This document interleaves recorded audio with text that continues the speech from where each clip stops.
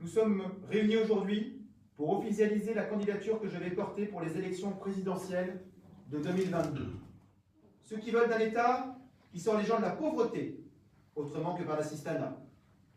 Ceux qui veulent que l'argent se gagne par le travail et non la spéculation. On va écrire un programme qui sera présenté dans quelques mois. Il n'y a pas d'autre alternative.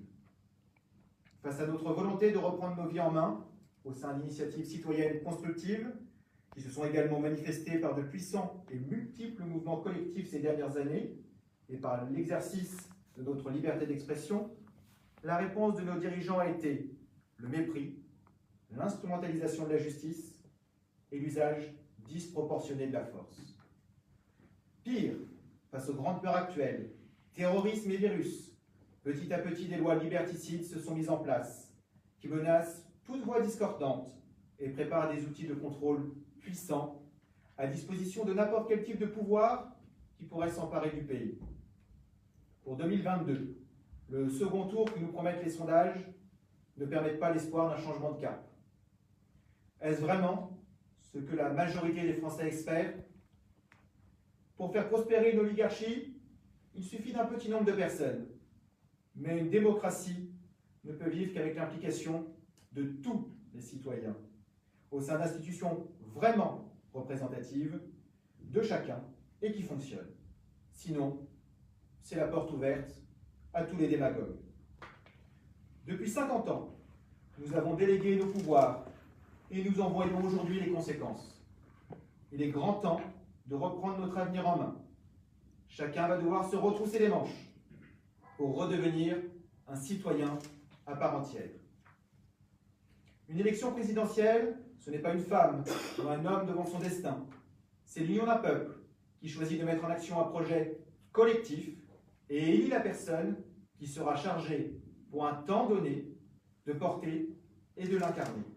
L'enjeu, réunir la majorité des Français pour reprendre collectivement en main notre destin et pour que nous construisions un projet collectif de refondation avec l'implication de chacun. Je sais très bien que c'est compliqué de s'intéresser à la politique quand on n'arrive pas à remplir le frigo jusqu'à la fin du mois, malgré un dur travail. Je le sais, car je l'ai vécu. Mais c'est le seul moyen de redonner vie à notre démocratie défaillante. Personne ne pourra être citoyen à notre place. C'est une lourde responsabilité, mais elle seule permet son corollaire, la liberté. Qui peut incarner le destin des Français? À chacun de nous de le décider. À nous de leur proposer des choix, et non des réponses toutes faites d'un système en fin de vie qui tente de nous opposer artificiellement en voulant nous faire rentrer dans des cases étriquées.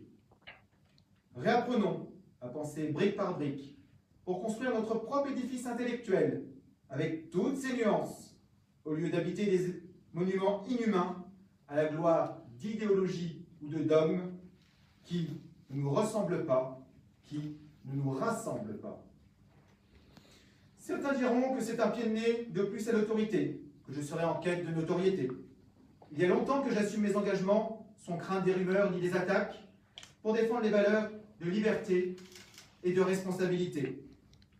Comme le disait Charles Chaplin, préoccupe-toi plus de ta conscience que de ta réputation, parce que ta conscience est ce que tu es, alors que ta réputation est ce que les autres pensent de toi. Et ce que les autres pensent de toi, c'est leur problème. Ma conscience m'invite à prolonger mon engagement au service du bien commun. Mais cela ne se décide pas à la place du peuple, mais avec lui. Sommes-nous de gauche ou de droite? Ne perdons pas notre temps à ce petit jeu qui a donné lieu à un « en même temps » qui a trahi les électeurs. Bâtissons ensemble un programme fondé sur la liberté et la responsabilité. Cet appel vise à inviter ceux qui le souhaitent à construire une troisième voie, celle de la refondation. Dépassons ce qui nous divise, alors que tant de choses nous rassemblent. Ceux qui veulent préserver ce qui fonde notre humanité, au lieu de courir après un monde déshumanisé qui nous rabaisse au rang de machines. Ceux qui défendent la paix publique, au lieu d'un ordre gouvernemental. Ceux qui veulent rétablir une justice économique, au lieu de mener une guerre économique. Ceux qui veulent une cohésion sociale et non une opposition d'intérêts communautaristes. Ceux qui veulent préserver la nature au lieu de la piller. Ceux qui veulent combattre la triche des petits comme des grands, au lieu d'estimer que certains tricheurs valent mieux que d'autres. Ceux qui veulent établir une autorité basée sur le respect au lieu d'un autoritarisme maintenu par la force. Ceux qui veulent d'un État qui sort les gens de la pauvreté, autrement que par l'assistanat. Ceux qui veulent que l'argent se gagne par le travail et non la spéculation. Ceux qui ont été déçus par les partis de gauche et de droite, au point de s'abstenir ou de voter par défaut. Ceux qui pensent que la démocratie est la seule voie pour trouver un consensus national pour avancer tous ensemble.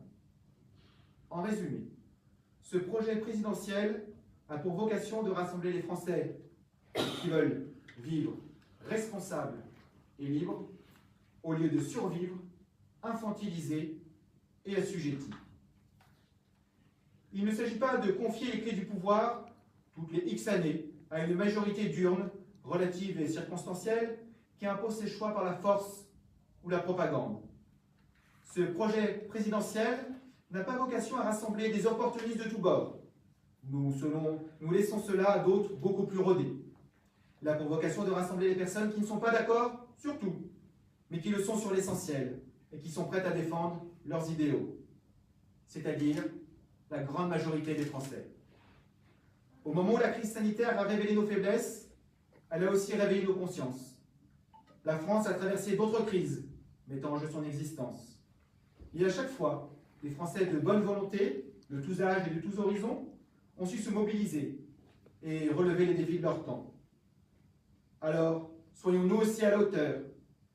Un résistant ne reste pas assis sur son canapé. Voulez-vous participer à une épopée qui n'espère pas l'emporter en nous clivant, mais au contraire, en nous unissant? Rejoignez-nous sur ces valeurs pour écrire un programme qui sera présenté dans quelques mois. Comme le disait Benjamin Constant il y a 200 ans, que l'autorité se borne à être juste, nous nous chargerons d'être heureux. Avec ceux qui entendront cet appel, construisons une France où tous les citoyens pourront vivre ensemble et en paix, car libres et responsables.